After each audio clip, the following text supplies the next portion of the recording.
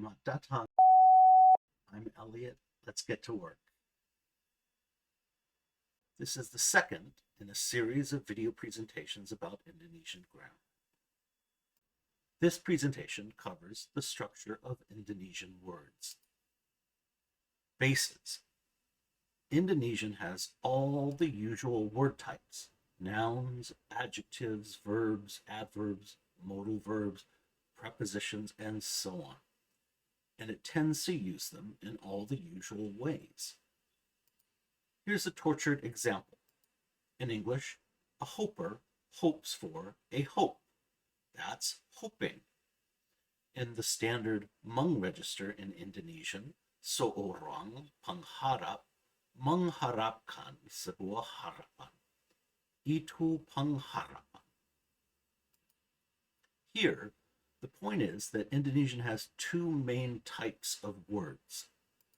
Bases, such as the transitive verb base harap, to hope for something, and affixed derivatives of bases that are generated by the affix system, such as the transitive verb mengharapkan for the mung register, my name for Indonesian's standard grammatical register, the transitive verb narepin for the register, my name for Indonesian's slangy grammatical register, and the nouns pengharap, a hoper, harapan, a hope, and pengharapan, hoping. Bases combine with affixes in order to, among other things, refine or extend the base's meaning, change its grammatical type, or conform it to a grammatical register. One of the tricky things about the affix system is that spelling often changes at the junction between the prefix and the base in order to make pronunciation easier. For example, mung plus telur, an egg, becomes menelur, to lay an egg, instead of mengtelur. The rules that govern these changes are described in the presentation about the affix system. Here are some key features of bases. Bases include all word types. Bases are usually 2 syllables. The only single-syllable bases are foreign loanwords. Bases determine accent patterns. The accent patterns are usually retained in affixed derivatives. Practice tip. KBBI is the official Indonesian dictionary and can be accessed online. It's especially useful for understanding the relationship between bases and their affixed derivatives. I originally imagined that systematic memorization of bases would be a good way to learn vocabulary. In hindsight, the better approach is to simply learn new words as they show up in applied studies. Latin alphabet. Indonesian originally used Jawi script, but eventually adopted a Latin alphabet during the Dutch colonial period. Here's an example of Jawi script that still exists in Riau, the street sign, and the little grove that the street was named after. Pronunciation of Indonesian letters is similar to English. Here are 5 key differences. Che, C, is pronounced as ch, so that churi is pronounced churi. Ha, H, is not silent at the end of words or syllables, so the word kuku is pronounced differently from kuku. As in sing, often shows up at the beginning of words or syllables, unlike English. For example, ngiler, menyajar. R is rolled. The intensity varies as needed in order to facilitate pronunciation. For example, R in the middle of words is often not rolled as strongly as the R at the beginning or end of words. For example, rakyat in kiri. Fate. V is pronounced as F. So for example, vampire is vampir. Acronyms. Acronyms are ubiquitous in Indonesian, especially for administrative terms and euphemisms. Here are a few examples of administrative terms. This group is the acronyms for all levels of education. Here are a few examples of euphemisms. My favorite, ye te te a, those who know, know. It may be the case that chabe chabean, slutty sok imut, is already outdated, but I include it in the table above because I often cannot help being a sok tau. Sok means pretentious and can be found in many useful collocations such as sok alim, a hypocrite. Finally, here's a list of English Latinisms and their Indonesian counterparts. Super useful for etc. You'll see DLL, DSB, DST. And for IE, you'll see Yaitu, Yakna. Practice tip. The learner should review the alphabet to become conversant enough to avoid mispronouncing che, C as K, and to properly call out acronyms that show up in their applied studies. The learner should also practice saying words that start with or have syllables that start with such as tur, nyang, nyang, ringing. Phonetic spelling. Indonesian spelling is strictly phonetic. This is one of the key reasons why Indonesian is easy to learn. Here are 3 wrinkles. Wrinkle number 1, E has 3 sounds depending on context. The regular schwa sound, as in duh. Most prefixes, such as mung, pung, br, tur, ke, have an E that uses the regular schwa sound. A less common irregular E acute sound, as in meh. The E acute sound is used in 2 contexts. Many foreign loanwords use the E acute sound in order to better approximate their original pronunciation. For example, emosi, pencil. A few native bases also use the E acute sound. The reason for this might be to retain the corresponding syllable stress, because syllables with the regular sound are not accented. For example, meja and kuji. In addition, register has a 3rd sound for the E, hey, that replaces I, as in sampai, until sampai. Practice tip. Native words that use the E acute sound are probably best learned on the fly because they're unpredictable. Here are some of the more common ones. Wrinkle number 2, ka pe te, dull at the end of words, like Japanese. K sounds like G. This G sound is a choked glottal stop, and at speed often sounds as if it is simply omitted. So in example 1, tida. P sounds like B. Example 2, harab. T sounds like D. Example 3, tempad. Wrinkle 3, tau, to know something, is often pronounced as tau. This differentiates it from tahu, tofu. Similarly, the Hmong spelling rules dictate that tau combines with the irregular form munga that is used for single-syllable foreign loanwords. For example, mengetahui, to find out something, and pengetahuan, knowledge.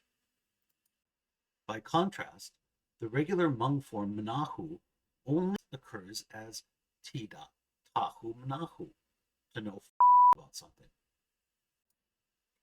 As a result of phonetic spelling, Indonesian has very few common homonyms.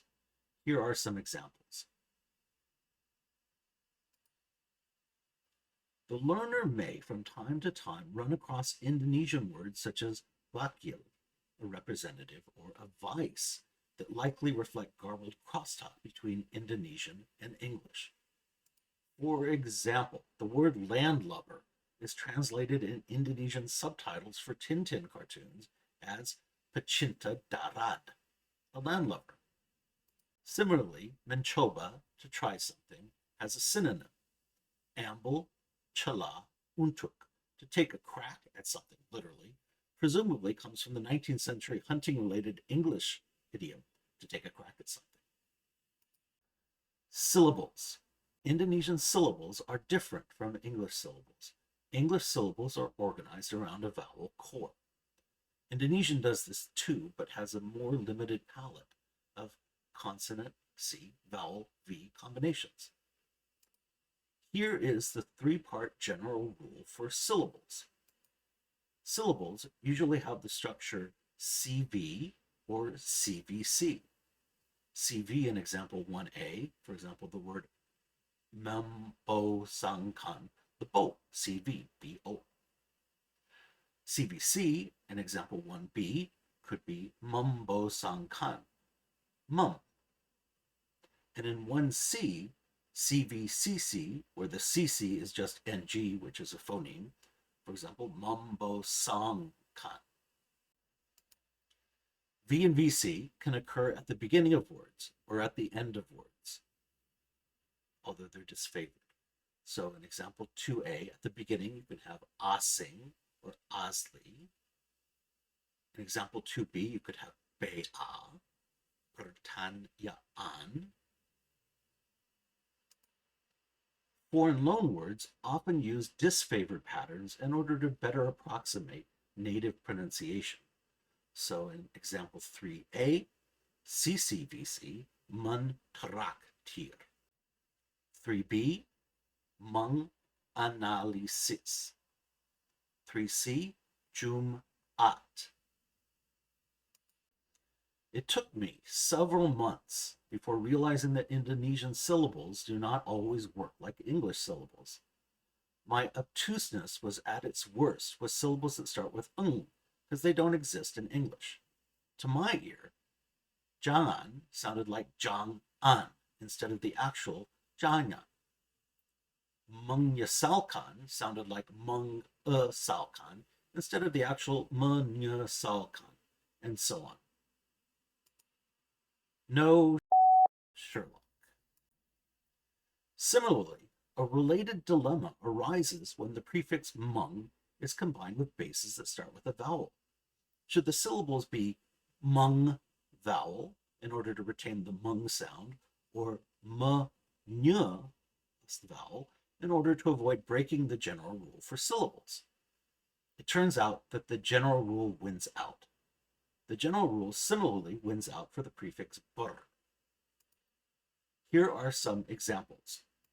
For mung, the non-prefix form of the verb to point at to something, arakan. The prefix form is menyarakan.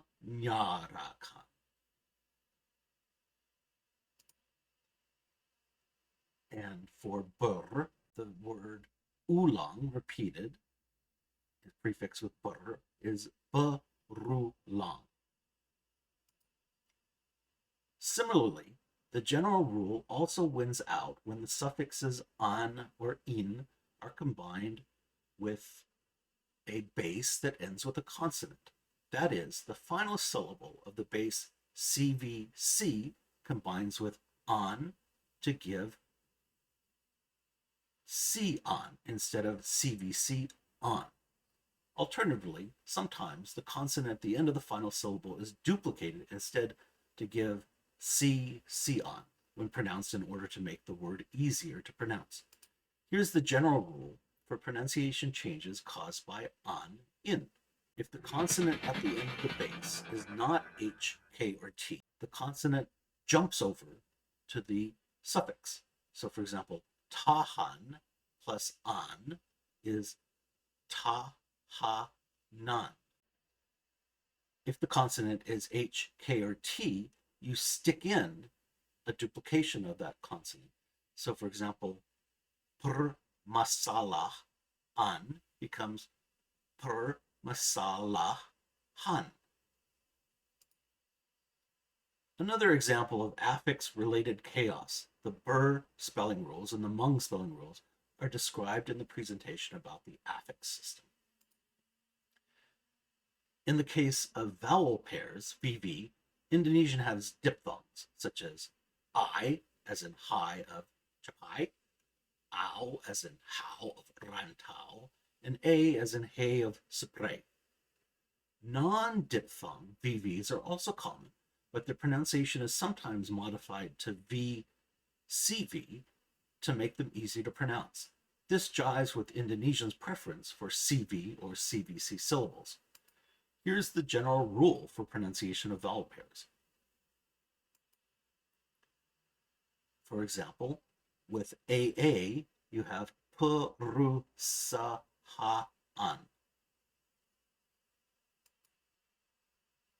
But here's a diphthong that's going to stick in a consonant. So for EO, you stick in a Y. Teori. Practice tip. Notwithstanding the foregoing, learners need not worry too much about disfavored syllable patterns because they often approximate favored patterns at speed. Moreover, the pronunciation-related nuances described in this presentation are probably best learned on the fly because they merely reflect the tongue's natural tendency to be lazy. They usually feel natural. Accordingly, the learner should listen carefully to Indonesian speech to learn to tell the difference between the different sounds that E makes. Recognize the dulled sounds KPT make at the end of words.